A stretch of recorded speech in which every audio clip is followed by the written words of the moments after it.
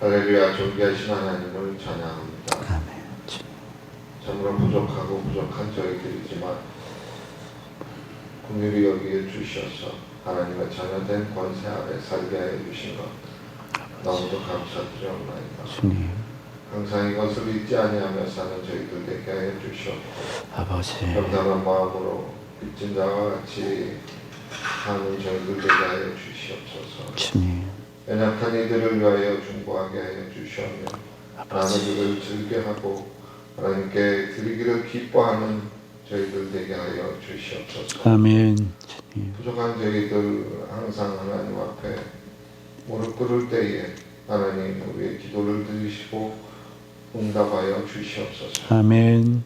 교회를 위하여 기도할 때 주님, 또한 지체들을 위하여 기도할 때 아버지 응답하여 주시옵소서. 아멘. 역사가 있게 하여 주시옵소서. 아멘. 하나님께서 늘 함께 하시는 것을 순간순간 느끼며 감사드리는 저희들 되게 하여 주시옵소서. 아멘. 아버지 계획하신 대로 이 땅에 교회를 세우셨사오니 아버지, 이 교회가 하나님께서 기뻐하시는 모양으로 자라나게 하여 주시옵소서. 아버지, 하나님께서 기뻐하시는 모양으로 나아갈 수 있게 하여 주시옵소서. 아멘. 하나님 또한 원하옵기는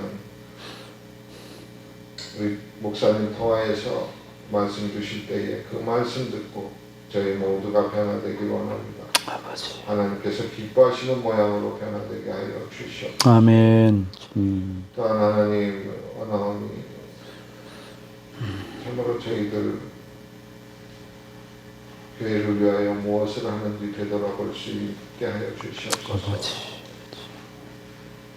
참으로 부끄럽고 죄송할 따름입니다. 하나님께서 원하시는 것을 무엇인지 알 듯도 하는데 저희는 그것을 이루지 못하고 있습니다. 미루고 있습니다. 하나님 우리의 연약함을 아시오니 그것을 채워주셨고 하나님이 기뻐하실 만한 모습으로 저희들 다 변화되게 하여 주시옵소서. 아멘. 또한 교회를 위하여 예비하신 심령들을 주님, 속히 이곳으로 보내어 주셔서 한 마음으로 예배 드릴 수 있는 날이 속히 올 수 있게 하여 주셨기를 원합니다. 아멘. 주님, 우리의 드리는 예배는 작고 보잘것없사오나 하나님께서 받으심직한 그러한 거룩한 예배로 하나님께서 기뻐하시는 예배가 되게 하여 주시옵소서. 아멘. 주님, 이제 예배 시작하는 시간이라니 마치는 시간까지 오직 하나님께서만 홀로 영광 받아 주시옵소서. 아멘. 예수님 이름으로 기도드렸사옵나이다. 아멘.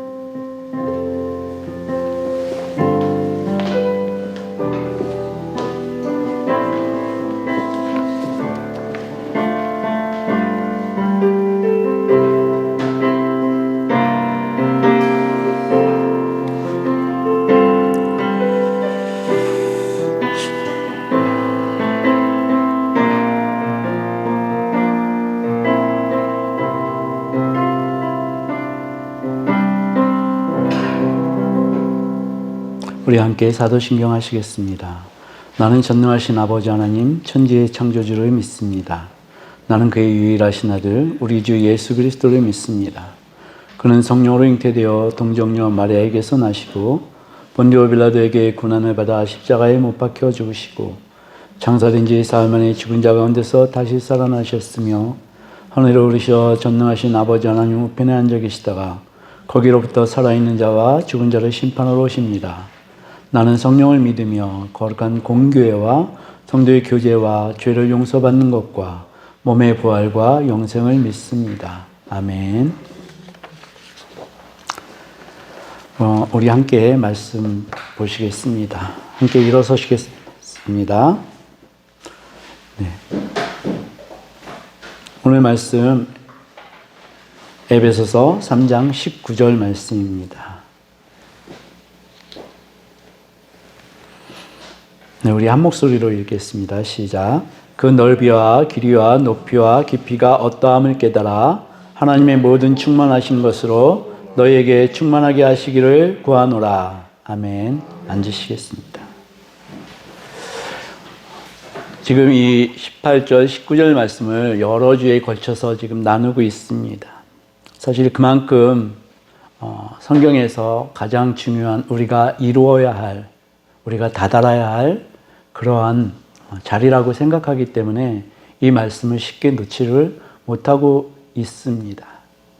저는 궁금한 게 한 가지 생겼습니다. 여러분들이 이 말씀을 들으시고 또 삶에 적용을 하고 계시는지 그게 많이 궁금해졌습니다. 최근에 저의 뭐라 그럴까요? 고백이라고 할까요? 제가 왜 이렇게 죄 속에서 많이 힘들어하고 어려워할까? 이런 생각을 해봤습니다. 그러다가 주시는 마음이 너는 하나님의 것이야 라는 이 마음을 주셔가지고 제가 이제 이 마음을 가지고 죄들을 대항하고 있습니다. 나는 하나님의 것이야. 그래서 네가 마음대로 하지 못해. 이러한 어떤 적용이 우리 신앙에서 이루어질 때 우리는 정말 활력 있고 살아있는 신앙생활을 할 수 있게 되는 것입니다. 특별히 오늘 본문의 말씀을 이렇게 보게 되면은 사도 바울은 정말 안타까운 마음으로 이 말씀을 하고 있는 것 같아요. 이 기도를 하고 있는 것 같습니다. 우리가 성경을 읽거나 기도를 할 때 오늘 이 본문 말씀처럼 예수 그리스도의 사랑이 얼마나 넓은지, 얼마나 큰지, 얼마나 깊은지, 높은지, 얼마나 긴지 이것을 만나야 한다는 것입니다. 이것을 만나지 못하고 이것을 깨닫지 못하고 우리가 성경을 읽거나 기도를 한다? 그러면 오히려 이것이 우리에게 독이 될 수 있다는 것입니다. 성경을 읽는데 왜 독이 됩니까? 기도를 하는데 왜 독이 됩니까?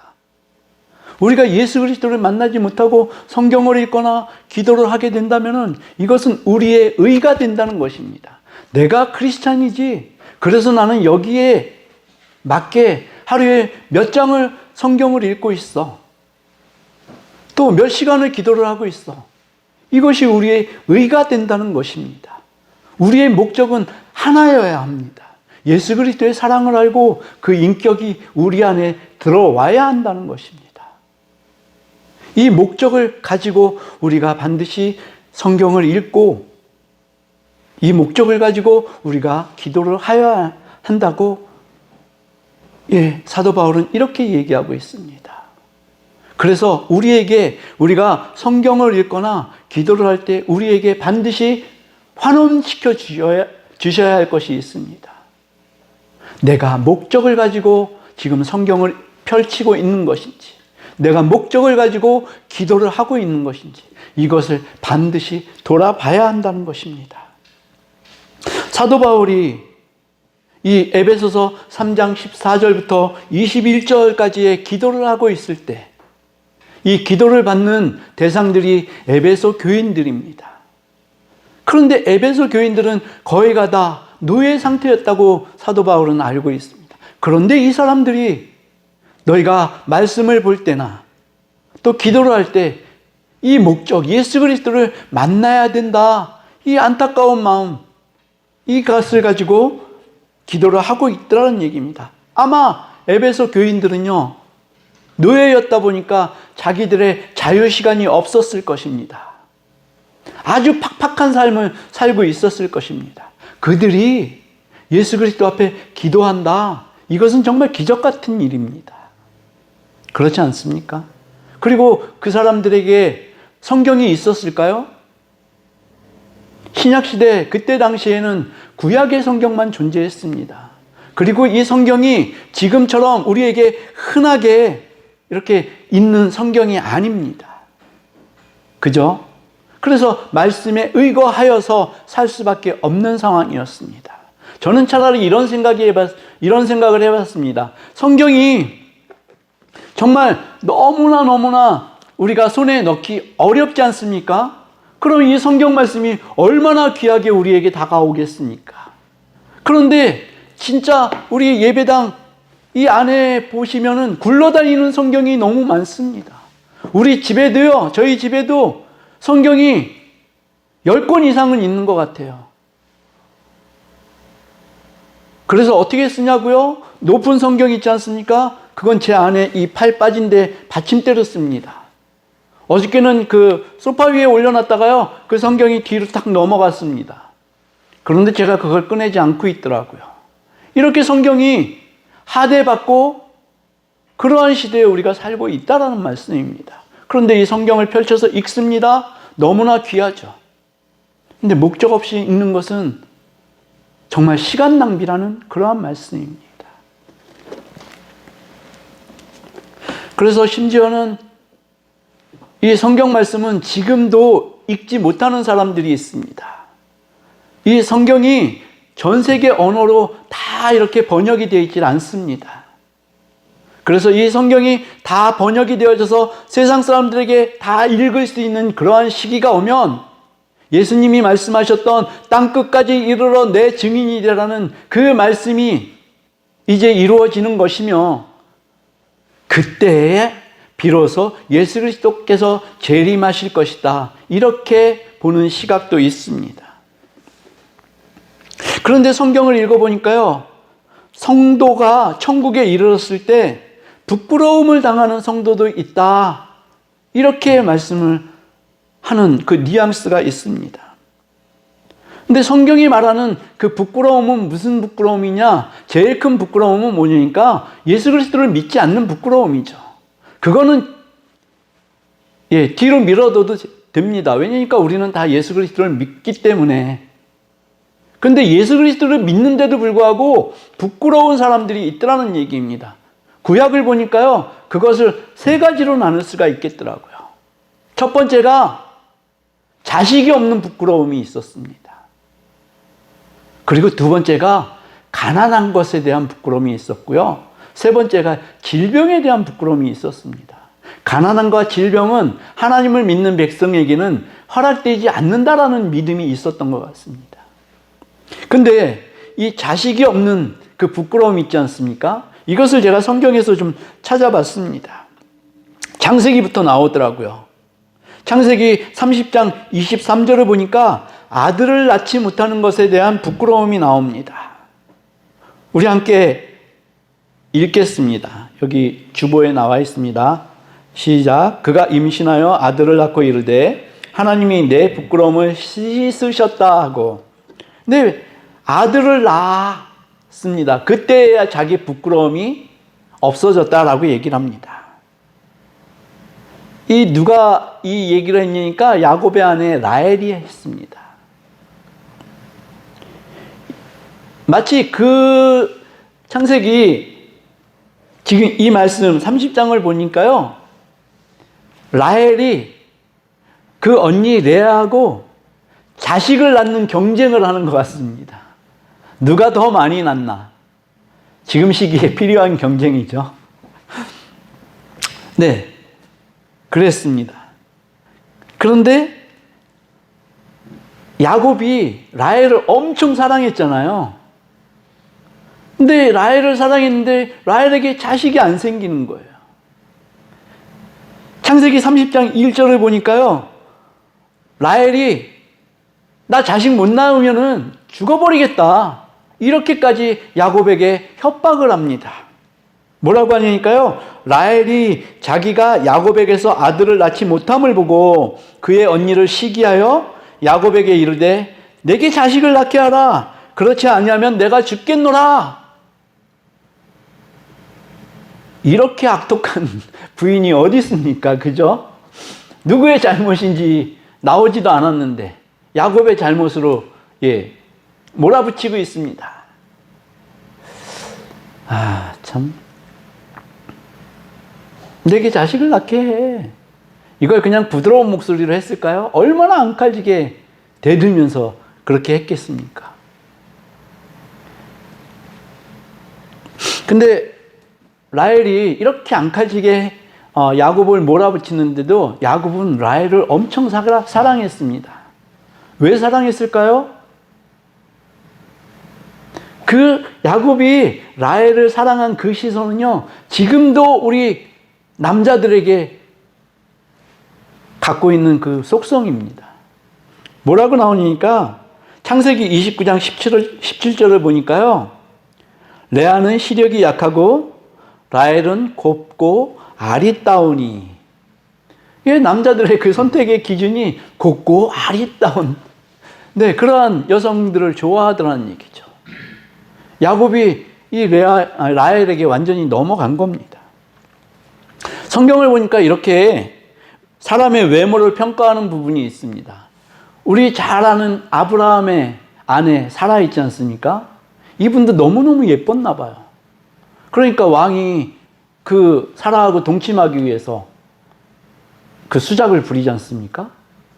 그리고 또 아브라함의 아들 이삭의 아내 리브가도 마찬가지였습니다. 그런데 우리 경국지색이라고 하지 않습니까?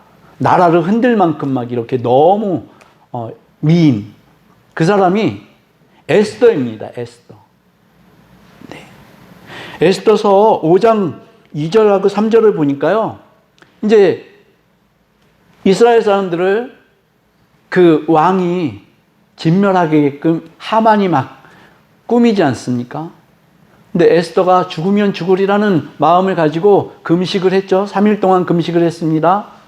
그리고 3일 동안 금식하고 왕 앞에 나갔는데, 만약에 왕이 이 금규라는 것을 내밀지 않으면은 이 왕 앞에 나간 사람은, 허락 없이 왕 앞에 나간 사람은 그냥 사형입니다. 근데 왕이 금규를 내밉니다. 에스더는 왕을 아련할 수 있는 이제 그 기회를 받게 된 겁니다. 근데 왕이 금규만 내밀 뿐 아니라 이렇게 얘기를 합니다. 에스더 5장 3절에 이렇게 얘기합니다. 왕이 이르되 에스더여, 그대의 소원이 무엇이며 요구가 무엇이냐? 나라의 절반이라도 그대에게 주겠노라. 에스더가 얼마나 예뻤으면, 얼마나 예뻐 보였으면 이렇게 왕이 말을 하겠습니까? 그런데 제가 이 성경 구절을 보면서요, 하나님의 음성이 딱 들렸습니다. 영규야, 네 소원이 무엇이며 네 요구가 무엇이냐? 그때 예수님의 십자가가 눈에 들어옵니다.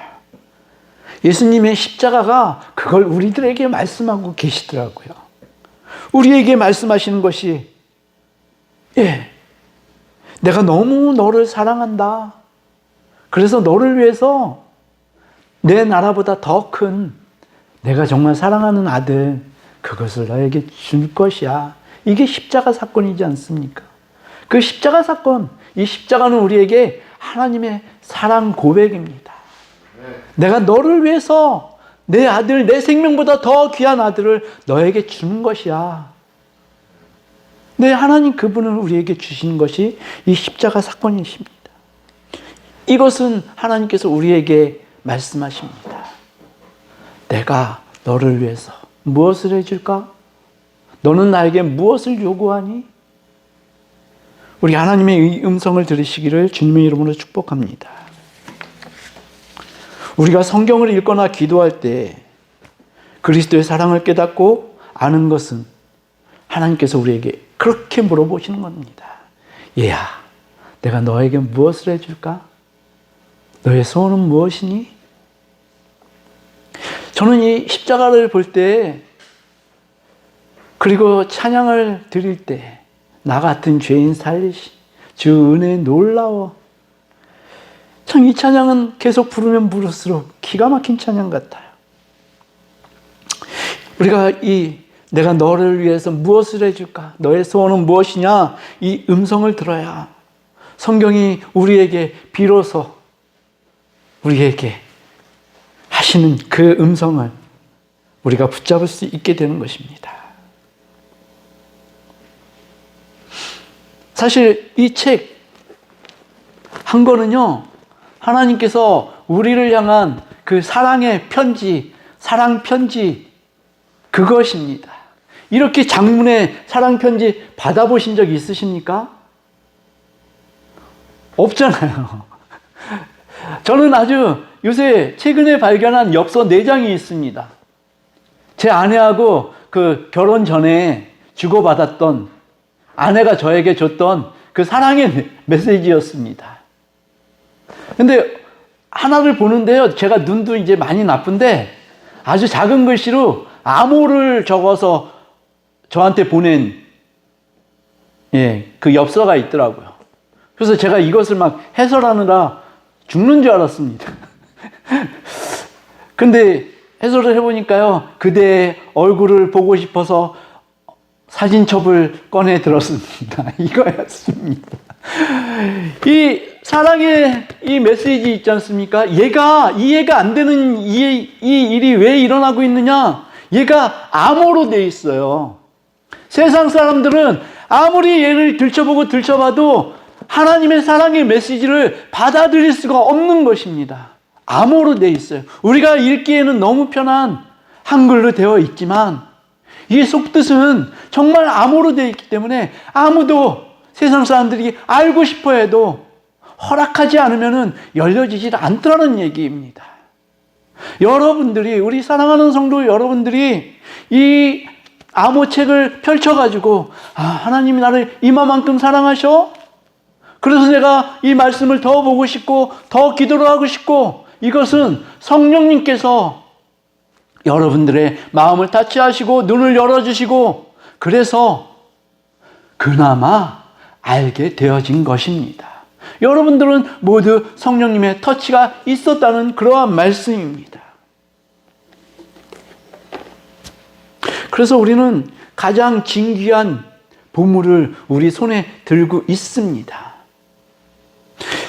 최근에는 아주 엄격하신 목사님들은 이 성경을 반드시 예배나 이런 자리에 가지고 나오도록 그렇게 종용을 합니다.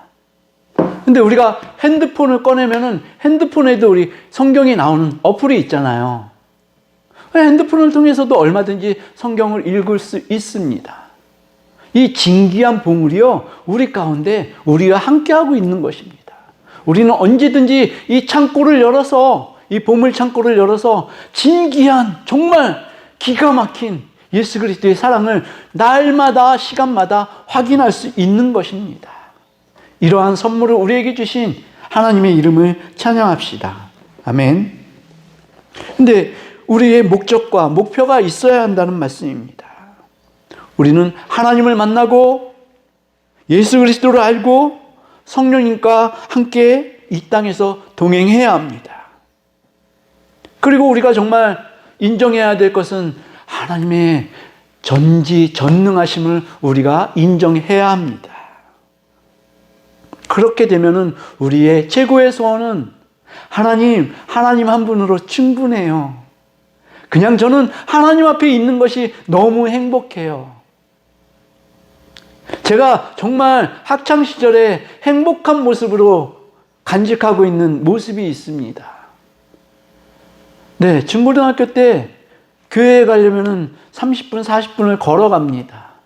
그 햇볕이 이렇게 쫙 내려지는 그날에 교회를 걸어갑니다. 저는 그 추억이요, 너무 행복합니다. 내가 이런 때가 있었지. 한번 생각해 보십시오. 여러분들 교회 오실 때 그렇게 행복하셨습니까? 저는 이상하게 그렇게 교회 가는 게 행복했습니다.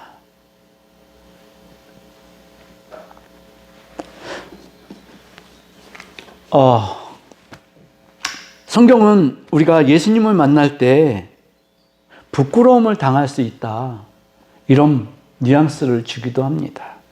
히브리서 12장 2절을 우리 함께 읽겠습니다. 히브리서 12장 2절입니다. 시작. 믿음의 주여 또 온전하게 하시는 이인 예수를 바라보자. 그는 그 앞에 있는 기쁨을 위하여 십자가를 참으사 부끄러움을 개의치 아니하시더니 하나님 보좌 우편에 앉으셨느니라. 아멘.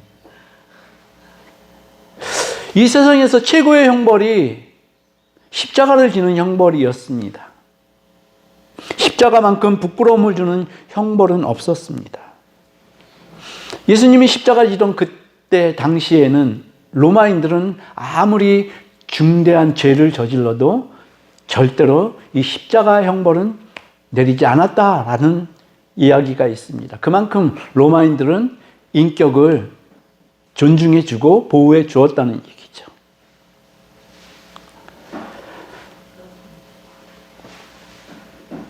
그런데 예수 그리스도는 가장 극심한 이 십자가 형벌을 받았습니다. 부끄러운 형벌을 받았습니다. 왜 그랬을까요? 저는 이 예수 십자가 지신 이 사건이요, 하나님의 그 허락하심, 하나님의 뜻도 있었지만 마귀가 종용한 것이라는 그 믿음이 있습니다. 마귀의 최고의 대적자가 하나님 아니십니까? 가장 부끄러운 형벌을 내려야 되겠죠. 그래서 예수님은 십자가를 지셨습니다. 근데 우리는 새로운 피조물 아닙니까? 새로운 피조물. 하나님의 법이 있고 세상의 법이 있습니다. 구약 사람들은, 구약의 신도들은 가난하게 사는 것, 병이 있는 것, 이것을 부끄러움으로 여겼지만 지금은 그렇지 않지 않습니까? 물론 가난은 우리를 부끄럽게도 합니다. 솔직하게 말씀드리면 부끄럽게도 합니다. 병은 어쩔 수가 없는 것 같아요. 그렇죠? 그런데 우리가 이 크리스찬이면서도 세상의 재물을 원할 때가 너무너무 많이 있습니다. 그렇지 않습니까? 막 가슴 터지게 원합니다. 이게 저는 어떤 그 목표점을 벗어난 화살이라고 생각을 합니다.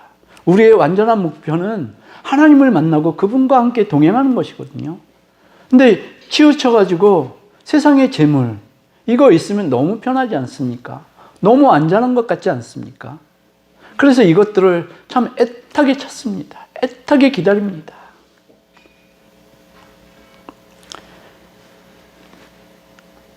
근데 하나님은요, 저희에게, 우리에게 정말 이 말씀을 무기로 주셨잖아요. 이 말씀을 법으로 삼고 살아가라 하셔서 주신 거지 않습니까? 그래서 히브리서 4장 12절에 이렇게 말씀하시잖아요. 하나님의 말씀은 살아있고 활력이 있어 좌우의 날선 어떤 것보다도 예리하여 혼과 영과 및 관절과 골수를 찔러 쪼개기까지 하며 또 마음의 생각과 뜻을 판단하나니. 하나님의 말씀을 가지고 세상을 이겨내라는 것입니다. 근데 이 말씀에 의거하면요, 우리가 추구해야 할 것은 자명하게 보입니다. 아주 밤중에 빛처럼 확연하게 보인다는 것입니다. 그래서 만약에 우리가 세상의 정치에 얽매이거나 사회의 어떤 현상에 얽매이거나 이것에 너무 치우치지 않을 수 있게 되는 것이 이 말씀에 의거해서 우리가 살아갈 때입니다. 우리 믿는 성도는 많은 일들을, 세상의 많은 일들을 감수할 수가 있습니다. 최근에 참 당혹스러운 일을 당했습니다. 뭐냐니까 지금 여기 도로를 넓히면서 차선을 긋고 있지 않습니까? 장로님, 집사님 여기 들어오실 때 좀 당황하지 않으셨어요? 그 전에 있던 그 끊어진 차선을 없애겠다는 그런 의도를 가지고 지금 거의 확정이 났더라고요. 여기 그렇게 되면은 반대 차선에서 오는 그 대형 차들이나 이런 것들은요, 중간에 돌릴 지점이 없어요. 들어올 수가 없습니다. 그러니까 이쪽에 사시는 분들은 큰일이 난 거예요. 차선이 없어졌기 때문에 돌아오든지 큰 차는 들어갈 그 길도 없어지고. 저는 이것을 처음에 이렇게 접했을 때 막 속에서 부글부글 끓어올랐어요. 왜 끌어올리니까 우리 교회가 자꾸 연약하니까 영향력을 미치지 못하는 거예요. 큰 교회들은 어떻습니까? 주일날 도로변에 차를 다 댈 수 있도록 그렇게 허락을 하거든요. 구청 측에서나 뭐 이렇게 다 허락을 합니다. 근데 우리는 들어올 수 있는 길까지도 끊어놨다 이거죠. 그래서 저 속으로 막 부글부글 끌어올라서 어떻게 해야 될까 막 고민했습니다. 우리가 하는 방법은 두 가지가 있습니다. 할 수 있는 방법. 주민들 모아서, 그죠? 데모를 하든지, 아니면 연판장 돌려서 써가지고 올리든지, 아니면 인터넷에 이 상황을 또 얘기를 하든지. 근데 당연하잖아요. 싸우는 거죠. 근데 저에게 들어오는 마음이 감수하자, 이런 마음이 들어오더라고요. 우리 크리스찬들이 왜 이런 어떤 우리의 이익을 놓쳐가지고 이것 때문에 분노하고 싸우고 투쟁하고 이렇게 해야 될까? 이런 생각이 들었습니다. 우리가 우리의 권리를 내려놓으라고 하지 않습니까? 세상에서 너희가 나를 따라올 때 네 십자가 지고 따라와라, 이렇게 말씀하시지 않습니까? 네 권리 지고 따라와라, 이런 말씀 아니지 않습니까? 그래서 저는 감수하겠다, 이런 생각이 들었습니다. 동의하는 거 아닙니다. 그냥 불편을 좀 감수하겠다는 얘기입니다. 예전에 30분, 40분을 걸어서 교회를 간 기억이 있잖아요. 지금은 우리가 다 차를 타고 옵니다. 그래서 1, 2, 3분 조금만 더 투자하면은 들어올 수 있겠다, 이런 생각이 들었습니다. 그리고 저는 차를 타고 계속해서 그 코스를 밟아봤는데 참 불편하긴 하더라고요. 이쪽으로 이렇게 돌아오는 길이 없고 저 동네 안쪽으로 들어가서 거기서 꺾어가지고 좌회전 받아서 들어와야 된다, 이렇게 얘기하니까 불편하긴 하더라고요. 근데 나름대로는 감수하자, 불편한 거 감수하자. 우리가 싸울 것은 우리의 이익을 쟁취하는 것이 아니라 하나님의 나라를 구하는 것 아닙니까? 교회 사람들이 자기네 이익을 위해서 매일 투쟁만 하고 선동만 하고 한다면 이것은 결코 하나님 앞에서 옳지 못한 태도라는 생각이 들었습니다. 어저께 저녁에 전화가 왔습니다. 여기 사택에 계시는 사모님께서 제가 감수하겠다라고 얘기를 했더니 이것을 그 정책에 동의한다라고 그 시청 직원은 이렇게 얘기를 했다라는 것이죠. 그거는 전혀 아니죠. 네, 이렇게 의도가 호도가 될 수 있는 세상입니다. 동네 분들이 분명히 저에게 협조를 요청하면 저는 협조할 것입니다. 예, 써달라 그러면 써줘야죠. 네, 그렇지만 제가 나서서 전면적으로 투쟁하고 싶은 생각은 없습니다.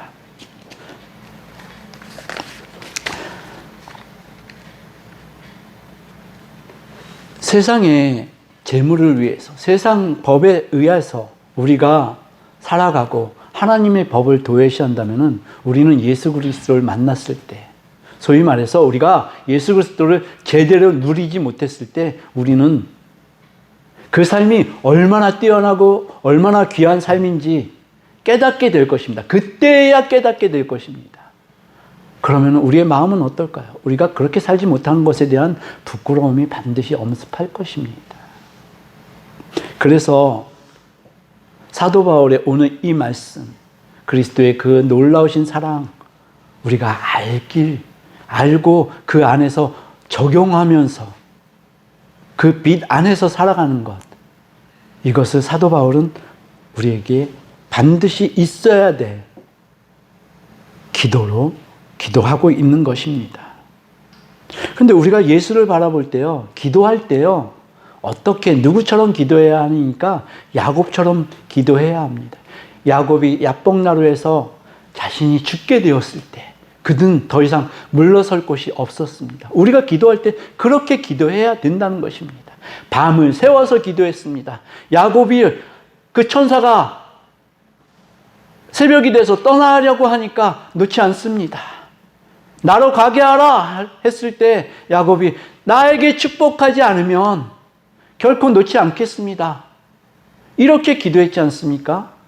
우리가 이러한 심정으로 기도를 해야 하는 것입니다. 이 마음을 가지고 기도할 때 우리는 예수 그리스도의 그 사랑을 알기를 소원해야 합니다. 주님의 사랑을 저에게 말씀해 주십시오. 저에게 보여주십시오. 알게 하여 주시옵소서. 최근에 제가 읽은 책 중에요, 이런 기도문이 나와 있는 걸 봤습니다. 주님의 웃는 얼굴을 만나게 해 주십시오.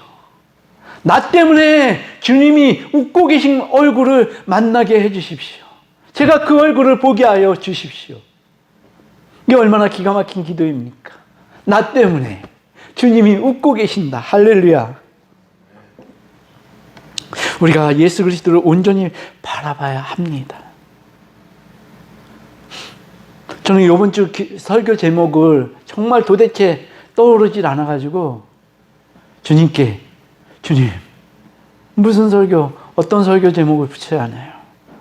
근데 한 가지 들어오는 생각이 야곱의 상실감이었습니다. 참 얼토당토 안 하죠? 이 야곱의 상실감을 제가 좀 거기에 대해서 좀 찾아봤습니다. 야곱이 제일 상실감을 느꼈을 때가 언제였을까요? 저는 야곱이요, 라헬을 너무너무 사랑해가지고요, 그 라헬이 죽었을 때 야곱이 이 상실감을 이렇게 표현하지 않았을까? 라고 생각했습니다. 그래서 성경을 좀 찾아봤더니 웬걸요? 여기에 대해서는 짤막하게 2마디밖에는 적어놓질 않았더라고요. 뭐라고 적어놨냐니까 라헬이 죽었다. 네, 그거 한마디였었고요. 두 번째가 라헬의 무덤을 그 베들레헴 길에 세웠다. 이 2마디밖에 없습니다. 아주 드라이합니다. 그래서 더 찾아봤습니다. 더 찾아봤더니 야곱이요, 요셉이 죽었을 때 그렇게 상실감을 표현을 합니다. 요셉이 죽었다는 표현을 받았을 때 이렇게 얘기를 하고 있습니다. 창세기 37장 34절 35절에 이렇게 얘기합니다. 자기 옷을 찢고 굵은 배로 허리를 묶고 오래도록 그의 아들을 위해서 애통하니 그의 모든 자녀가 위로하되 그가 그 위로를 받지 아니하여 이르되 내가 슬퍼하며 수월로 내려가 아들에게도 가리라 하고 그의 아버지가 그를 위하여 울었더라. 저는 야곱이 그렇게 사랑했던 아내 라헬을 위해서 이렇게 울었다면 이거 이해가 되어졌겠는데요. 요셉을 위해서 이렇게 울었다는 게 좀 이해가 안 됐습니다. 이 바뀐 거 아닌가? 이런 생각이 들었습니다. 그런데 또 한 가지 들어오는 생각이 뭐냐니까요. 이 요셉은 라헬의 분신이었구나. 라헬이 죽었지만 자기가 사랑하는 요셉 있지 않습니까? 라헬이 남겨놓고 간 이 요셉, 얘를 보면서 야곱이 그렇게 슬퍼하지 않았었구나. 이런 생각이 들더라고요. 네.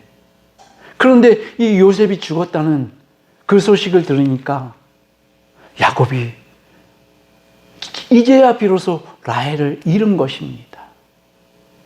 그것은 무슨 얘기냐니까요. 요셉은 라헬을 충분히 누리고 있었습니다. 예, 라헬을 어떻게 누리고 있었냐? 라반의 집에 갔을 때부터 이 야곱은 라헬이 눈에 들어왔습니다. 그래서 삼촌과 7년을 계약을 맺었죠. 라헬을 얻기 위해서 열심히 일했습니다. 그 일이 그에게 중노동이었을까요? 견디기 힘든 일이었을까요?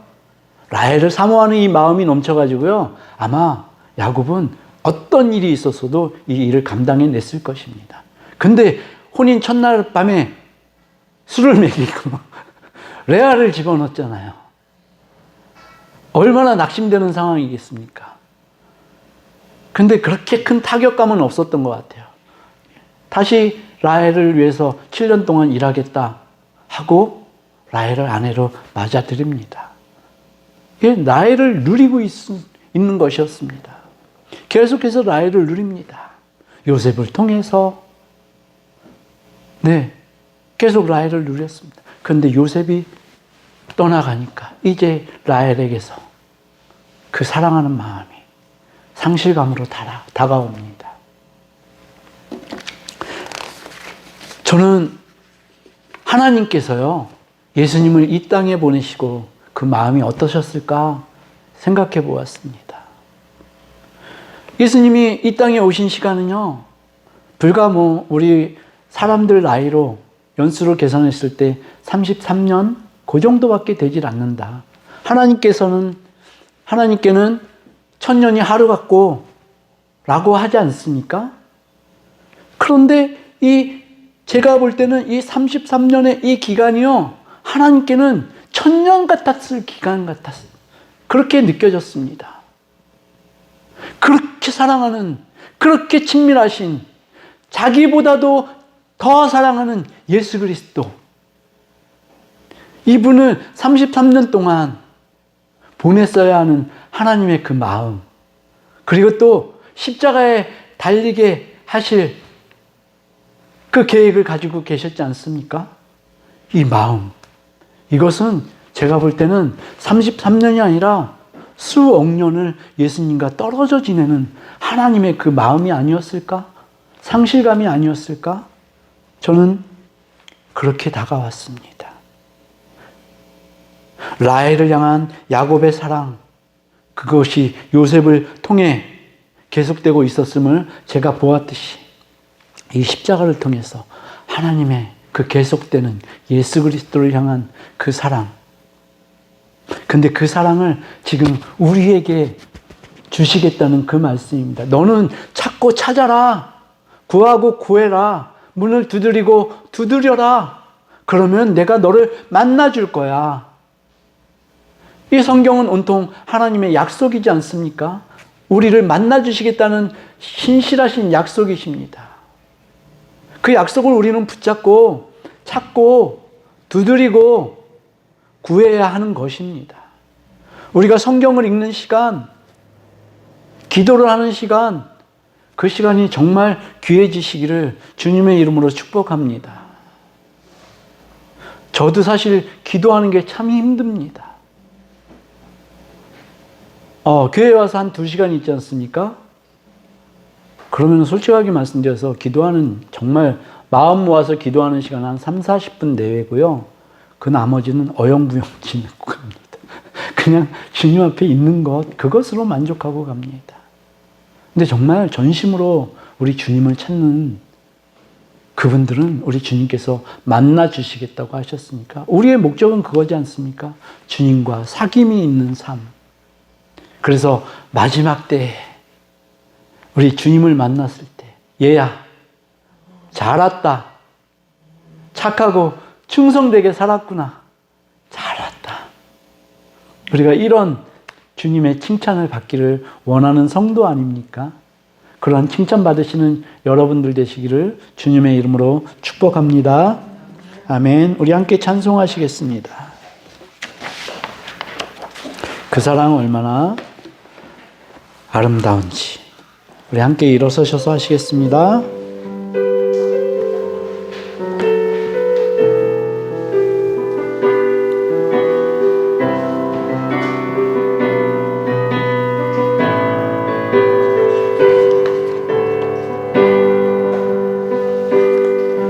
달편 못해도 나 표현하리라. 고백 못해도 나 고백하리라. 다 알 수 없어도 나 알아가리라. 다 닮지 못해도 나 닮아가리라. 다 표현 못해도, 다 표현 못해도 나 표현하리라. 다 고백 못해도 나 고백하리라. 다 알 수 없어도 나 알아가리라. 다 닮지 못해도 나 닮아가리라. 그 사랑 얼마나 아름다운지, 그 사랑 얼마나 날 부욕해 하는지, 그 사랑 얼마나 크고 놀라운지를, 그 사랑 얼마나 나를 감격하게 하는, 그 사랑 얼마나 아름다운지, 그 사랑 얼마나 아름다운지, 그 사랑 얼마나 날 부욕해 하는지, 그 사랑 얼마나 크고 놀라 그 사랑 얼마나 나를 감격하게 한 번 더 그 사랑 얼마나 아름다운지 그 사랑 얼마나 아름다운지 그 사랑 얼마나 날 부욕해 하는지 그 사랑 얼마나 크고 놀라운지를 그 사랑 얼마나 나를 감격하게 하는지. 우리 기도하시겠습니다. 기도하실 때 우리가 먼저 주님의 인격을 알기를 원합니다. 주님의 인격을 만나기를 원합니다. 또 주님의 그 사랑이 얼마나 큰지, 얼마나 아름다운지, 그 사랑이 나를 얼마나 만족하게 하는지, 나를 얼마나 감격스럽게 하는지 알기를 원합니다. 주님, 우리가 이 소원을 가지고 주님 앞에 나아갑니다. 주님, 나를 만나 주시옵소서. 그 사랑의 아름다움을, 그 사람의 크심을, 그 사랑이 얼마나 놀라운지 감격스러운지 알게 하여 주시옵소서. 우리 이렇게 간절한 마음을 가지고 주님 앞에 기도 올려드리겠습니다. 우리 주님 한번 부르시고 기도하시겠습니다. 주님 그 사랑을 알게 하여 주시옵소서. 그 사랑이 얼마나 아름다운지, 그 사랑이 크고 얼마나 놀라운지 알게 하여 주시옵소서. 아버지 예수 그리스도를 만나기를 원합니다. 그 인격적인 만남을 나에게 허락하여 주시옵소서. 우리에게 허락하여 주시옵소서. 얘야, 내가 너를 사랑한다. 얘야, 내가 너를 사랑한다. 얘야, 너의 소원이 무엇이냐? 얘야, 너의 요구사항이 무엇이냐? 우리가 이런 하나님의 음성을 듣기를 원합니다. 아버지, 우리에게 예수 그리스도의 사랑을 알게 하여 주시옵소서. 그 사랑이 얼마나 아름다운지, 그 사랑이 얼마나 가슴 터지게 감격스러운지 알게 하여 주시옵소서. 그래서 아버지 하나님, 우리가 예수 그리스도 안에 사는 것을 날마다 기분 좋아하면서 기뻐하면서 즐거워하면서 예수 그리스도와 동행하는 그 삶이 우리 가운데 이루어지게 하나님 역사하여 주시옵소서.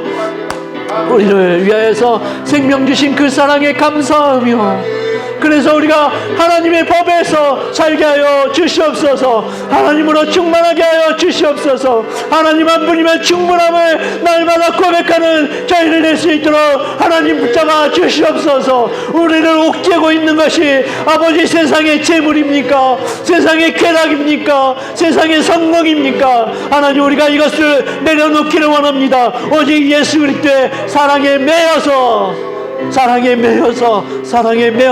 살아갈 수 있도록 하나님이 역사하여 주시옵소서. 자비하신 아버지 하나님, 감사합니다. 예수 그리스도 그 사랑의 인격을 우리가 만나기를 원합니다. 그 사랑이 얼마나 큰지, 얼마나 놀라운지, 얼마나 깊숙한지, 한 번 빠지면 헤어나올 수 없는 그 사랑에 우리가 완전히 매인자 되기를 원합니다. 그래서 예수 그리스도의 그 사랑이 우리를 얼마나 감격스럽게 하는지, 우리의 가슴이 얼마나 터져나갈 만큼 사랑하게 하시는지, 그것을 우리가 알게 하여 주시옵소서. 그 사랑의 십자가를 우리가 볼 때마다 그 사랑을 만나게 하여 주시옵소서. 그 사랑 하나면 너무나 충분하고, 그 사랑 하나면 다른 어떤 것 다 주어도 바꾸지 못할 사랑이라는 것 우리가 고백하게 하여 주시옵소서. 하나님, 그 사랑으로 우리를 완전히 덮어주시기를 원합니다. 하나님의 법에 따라서 하나님의 법으로만 우리가 만족하게 하여 주시옵시며, 세상 것 얻지 못해서 갈급해하는 것이 아니라 우리 마음 가운데 하나님이, 예수님이, 성령님이 계시지 않으므로 우리의 심령이 끊어지는 심령으로 하나님 앞에 간구할 수 있도록 하나님이 역사하여 주시옵소서. 그래서 우리 가운데 예수 그리스도가 계시게 하여 주시옵시며, 우리 가운데 예수 그리스도를 아버지 그 사랑으로 알아낼 수 있도록, 우리를 위하여서 십자가 주신 그 사랑을 알게 하여 주시옵소서. 그 사랑으로 우리가 세상을 이기게 하여 주시옵소서. 영과 혼과 골수와 관절까지 쪼갤 수 있는 하나님의 말씀이 우리 가운데 있게 하여 주시옵소서. 그래서 하나님은 우리의 산성이시오 우리의 피할 바위가 되심을 우리가 날마다 선포하고, 그러함으로 우리의 발걸음은 힘이 있는 발걸음이 되게 하여 주시옵시며, 원수의 성을 쳐서 무너뜨리는 능력 있는 하나님의 군사로 우리를 사용하여 주시옵소서. 우리 주님의 습교회가 그러한 성도들이 모이는 교회가 되게 하여 주시옵시며, 하나님께서 운행하시고 역사하시고 모든 견고한 진을 파헤치는 하나님의 능력이 임하는 교회가 되어질 수 있도록 하나님 붙잡아 주시옵소서. 아버지, 세상 끝날까지 아버지의 그 놀라운 사랑 예수 그리스도의 이름을 전파할 수 있는 교회가 되게 하여 주시옵소서. 그래서 하나님의 영광으로 날마다 이기는 교회가 되어질 수 있도록 아버지 역사하여 주시옵소서. 주님, 우리가 주님 앞에 감사하는 마음으로, 충만한 마음으로 주님 앞에 11조와 감사와 구제와 선교의 예물을 올려드렸습니다. 하나님 받으시고 하나님 나라를 위해서 아낌없이 충분하게 남기면서 사용하여 주시옵소서. 우리의 온 마음을 드렸사오니 받으실 만한 향기로운 제물로 아버지 하나님 앞에 흠양되어지기를 간구합니다. 주님, 우리가 예배할 때 함께 예배하지 못한 우리 귀한 성도가 있습니다. 하나님 함께하여 주셔서 속히 함께 예배할 수 있도록, 예배를 생명처럼 목숨 걸고 할 수 있는 저희들 마음이 될 수 있도록 인도하여 주시옵소서. 또한 예수 그리스도의 이름으로 우리가 원수 귀신을 쫓아낼 때 하나님께서 강력하게 임하여 주시기를 간구합니다. 예수 그리스도 이름으로 명하느니 악한 병만은 떠나갈지어다. 의심의 병만은 떠나갈지어다. 견고한 진을 치고 있는 악한 원수 귀신은 떠나갈지어다. 예수의 보혈로 너를 대적하나니 너는 떠나가고 무적행옥으로 들어가고 다시는 나오지 못할지어다. 모든 어긋난 것들은 제자리로 돌아와서 하나님께 온전한 예배와 경배를 드리는 그러한 모습으로 하나님 앞에 서게 될지어다. 주님 함께하여 주심을 감사를 드립니다. 우리 성도들의 기업과 가정과 일터를 주님의 손에 올려드립니다. 맡아 주시옵고 흥하게 하여 주시옵시며 성령님의 감동하는 역사가 날마다 흐르게 하여 주시옵소서. 예수님의 이름으로 감사하며 간절히 기도드렸습니다. 아멘. 우리 교회 소식 전해드리겠습니다. 다음 주 대표기도 이근영 장로님이시고요. 오늘 오후 3시 30분부터 구역회가 있습니다. 참석이 어려우신 분은 위임장을 작성해 주시면 감사하겠습니다. 이제 축도하겠습니다. 자비하신 아버지 하나님, 우리와 함께 하시는 아버지 하나님, 그 은혜를 감사를 드립니다. 우리의 눈을 열어주시고 우리의 마음을 열어주시옵시며 우리가 온전히 주님과 함께 동행하는 삶을 살아갈 수 있도록 힘주시옵소서. 지금은 우리를 사랑하신 예수 그리스도의 그 한량없는 사랑과 하나님의 그 놀라우신 헤아릴 수 없고 측량할 수 없는 그 사랑과 성령님의 내주하심과 함께 동행하심의 그 놀라우신 사랑에 우리가 예수 그리스도를 더 알기를 원하고 예수 그리스도와 함께 그 놀라운 사랑, 아름답고 감격하는 그 사랑을 더 알기를 원하는 우리 모두에게 성삼위일체 하나님께서 우리 교회에 속한 권속들과 또 이 땅의 교회들과 하나님 나라의 모든 백성들 위해 지금으로부터 영원까지 함께 하시기를 축원하옵나이다. 아멘.